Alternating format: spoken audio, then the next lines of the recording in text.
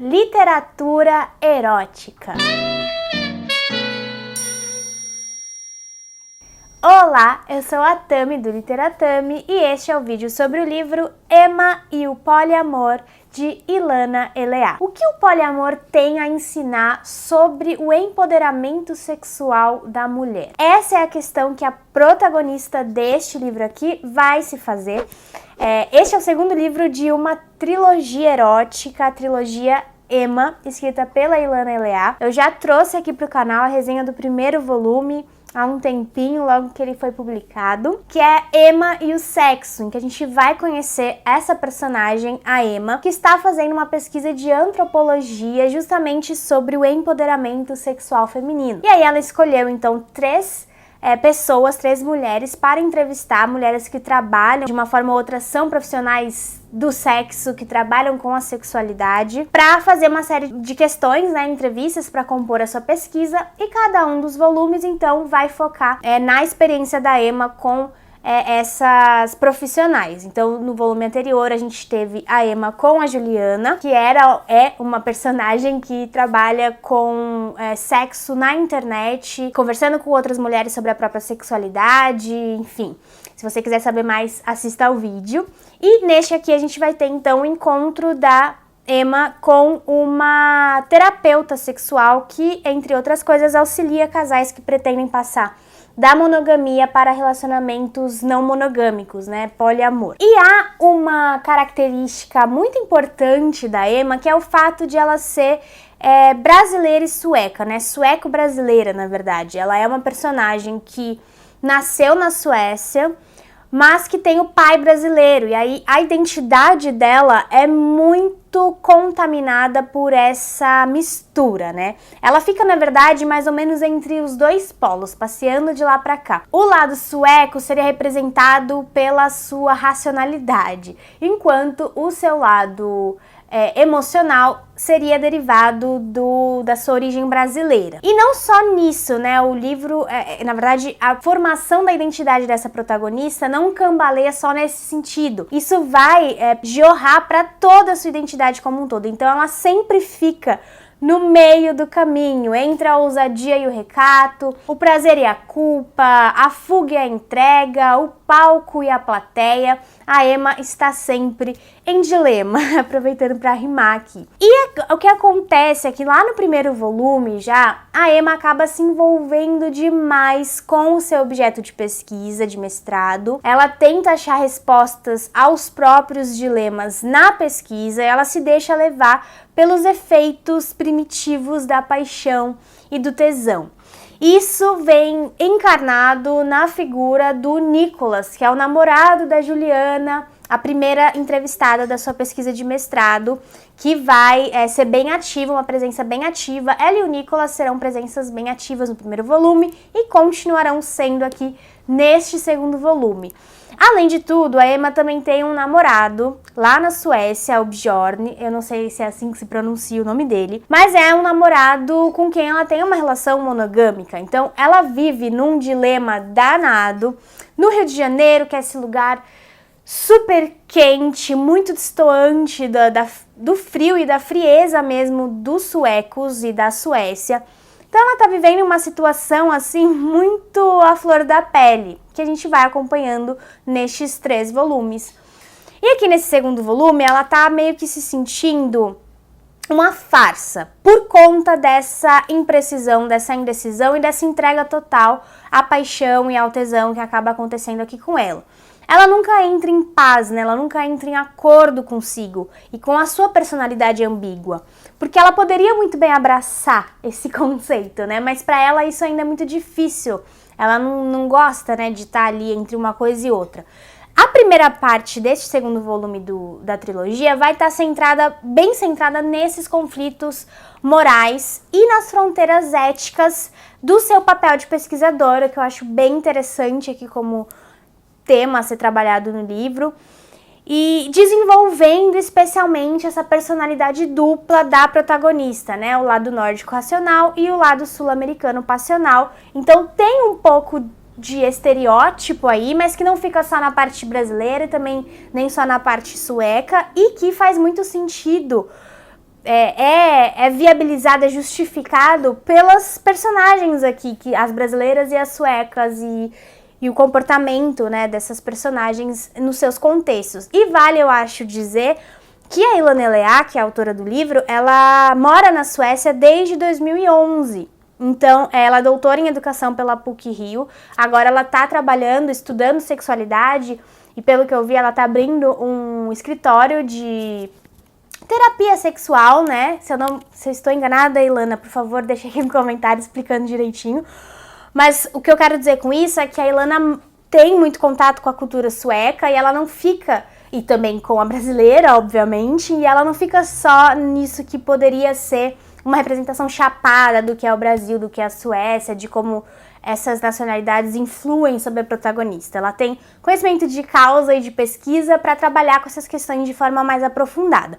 Mas para a construção dessa personagem é importante enxergar essa duplicidade que se faz por conta das suas origens, né? Dessa mistura aí das suas raízes. E aí a Emma tem o desejo e a transgressão não só como fonte de prazer, mas como uma forma de autodescoberta pela libertação das rédeas, porque parece que estar aqui distante da Suécia, da sua família, do seu namorado, e aqui nesse calor e em contato com pessoas que trabalham com sexualidade, em espaços como casas de swing e tudo mais, acaba sendo para ela uma espécie de liberdade mesmo, com a qual ela precisa aprender a lidar, sempre pensando nesses limites éticos da sua posição de pesquisadora. Agora, esse foco nos dilemas vai se atenuando um pouco a partir de quando a Emma, enfim, encontra aqui no terceiro capítulo do livro o seu segundo objeto de pesquisa, justamente, que é a psicanalista, né, que eu comentei com vocês, essa terapeuta sexual, que é a Kaia Tomasi. Ela é uma poliamorista dedicada a orientar pessoas interessadas na transição para a não monogamia. E aí a gente vai ter uma abertura para que o conceito de poliamor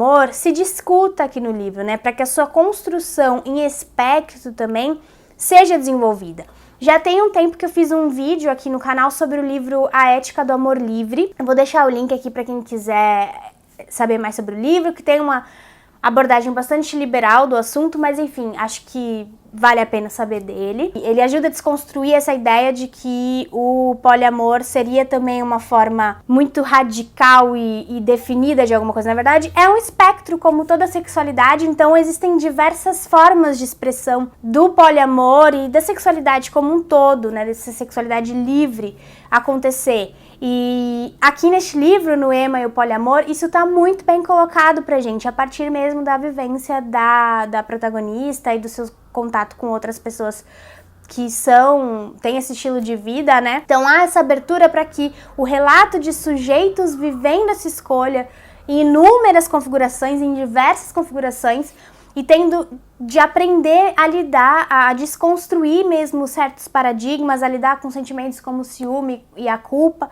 Então eu gosto muito de como a Ilana é muito cuidadosa no trabalho dessa questão e de uma forma que não se distancia dos seus fins literários e estéticos, dá conta de apresentar para quem às vezes não conhece nada dessa escolha, né, dessa configuração de relacionamento. Então, isso tudo fica muito bem colocado aqui dentro do livro. Nesse processo, né, quando a Emma está indo entrar em contato com a Kaia, ela conhece a Ava, que é uma cliente da Kaia e que tá tentando passar por essa transição, mas, enfim, não vou dar muitos detalhes, só que o namorado da Kaia, resumindo, o namorado da Ava, na verdade, não tá lá muito disposto a mudar, né? Então elas se encontram nesse momento bem delicado da trajetória da Ava e elas acabam virando amigas e a Emma vai frequentando esses espaços que eu comentei com vocês, como as casas de swing, por exemplo, e vai tendo a oportunidade de observar primeiro como pesquisadora,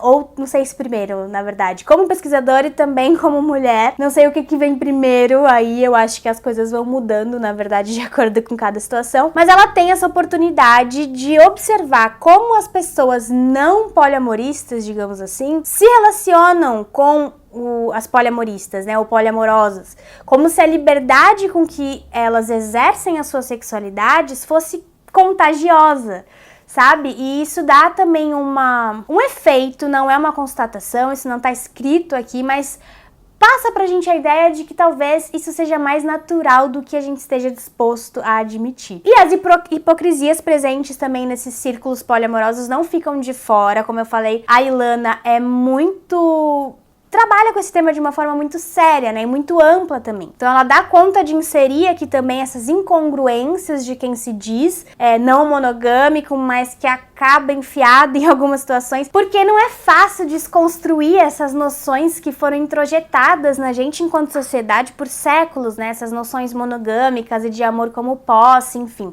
A gente já teve a oportunidade de conversar um pouco sobre isso aqui no canal. E daí surgem essas hipocrisias mesmo, né? Essas incongruências que aparecem aqui no livro. E o que eu mais gostei é que a própria hipocrisia da Emma está evidenciada aqui, não só em relação a essa dificuldade de lidar com a liberdade na teoria e na prática, mas também em relação a um comentário que eu fiz no último vídeo, em que eu falei, né, que a Emma, nossa, ela encontra várias pessoas, profissionais do sexo, pessoas em casas de swing, etc e tal. E não há o contato dela com nenhuma pessoa preta, nenhuma pessoa de corpo gordo, enfim. Eu cheguei a trazer isso aqui no meu comentário sobre o primeiro romance.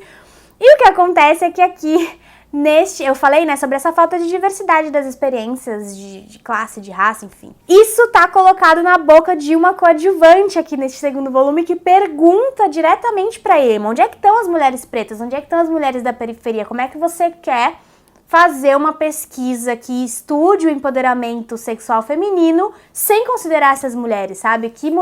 O que é a mulher que você tá considerando? Então essa pergunta é lançada direto pra Emma, eu achei isso ótimo. E aí ela fica, né, ela cai na real, na verdade, porque nem tinha sido uma questão pra ela até aí. E vamos ver se no terceiro volume, então, ela demonstra, né, uma iniciativa mesmo de considerar isso, de repensar sua pesquisa a partir desse questionamento. E aí eu fico aguardando que no terceiro volume, que vai ser sobre o Tantra, eu achei isso muito interessante, quem sabe a Emma dê mais espaço para essas figuras na sua pesquisa e nos seus trajetos aí, enquanto mulher experimentando a sexualidade. Mas eu acho muito...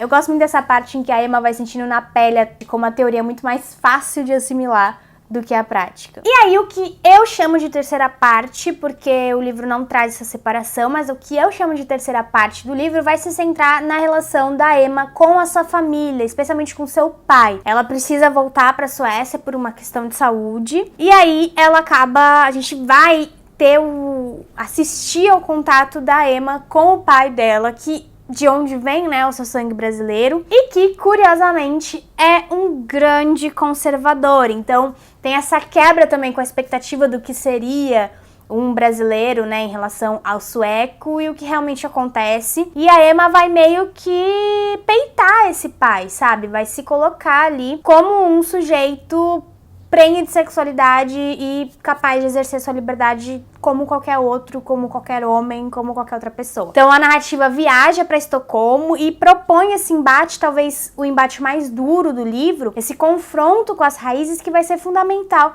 para que a Emma comece a caminhar em direção à liberdade que ela almeja, como uma liberdade genuína mesmo e não como uma farsa, entendendo que a liberdade não vem de uma vez, né? Na verdade é um processo, ela precisa ser conquistada, construída pela desconstrução, justamente, né? E aí é que surge a escrita como um portal de elaboração para ela, né? De acessar as coisas mudas, de dar forma ao que não se vê. E eu acho muito bonita essa relação da Emma com a escrita. E por falar em escrita, em termos de escrita aqui no livro, não há muito mistério, né? As construções estilísticas da Ilana são simples, o que eu acho que combina muito bem com o intuito de apresentar o tema do poliamor descomplicadamente. Eu acho que uma linguagem mais adornada dificultaria essa ideia, né? Talvez até inviabilizaria esse intuito de apresentar a coisa descomplicada de forma descomplicada, além de viabilizar as descrições bem explícitas dos atos sexuais aqui no livro. Eu acho, talvez ele seja até um pouco mais explícito ou tenha mais cenas de descrições de sexo do que no primeiro volume, se eu não me engano. Mas isso ela vai deixando, então, as complicações, o intrincamento para os conflitos internos que se desdobram na protagonista. Então, em termos de linguagem, a coisa é descomplicada, porque tem essa intenção de apresentar a mesma temática de forma mais simples, simplificada, porque também os conflitos internos pesam complexamente, né? Eu só senti falta de certo apuro em algumas construções frasais, sabe? Alguns conectivos que se ausentam aqui em alguns momentos, são exemplo e deixa algumas orações com um aspecto meio estranho. Tem uma mistura meio confusa de tempos verbais, alguns capítulos sobre a Juliana e o Nicholas que são importantes para o desenrolar da narrativa, só que me pareceram meio alheios ali à construção, talvez pudessem ser apresentados de outra forma, assim, mas nada que tenha atrapalhado a leitura. É só um comentário, eu não sei também se isso é uma questão de preparação, de edição, enfim. Mas assim, o grande trunfo aqui pra mim é o desenvolvimento da protagonista, né? A Emma, que é a protagonista da trilogia, ela precisa ser bem desenvolvida, precisa ter a sua força, e ela tá cada vez mais consistente, na verdade. E eu também adoro a apresentação de formas não convencionais de se relacionar amorosa e sexualmente com outras pessoas, repensar estruturas, tudo despontado assim muito organicamente dos acontecimentos narrados, de dentro da ficção, da trama, e de forma equilibrada entre o estudo, né, que de fato tá acontecendo na narrativa, então ele aparece aqui, o que até ajuda a gente a entender melhor as coisas, e a literatura mesmo, né, a narração da experiência. Eu acho que isso tudo tá muito bem equilibrado. Eu não vejo a hora, acho que eu falei isso no último vídeo também, que eu não vi a hora de ler o próximo volume, e isso continua.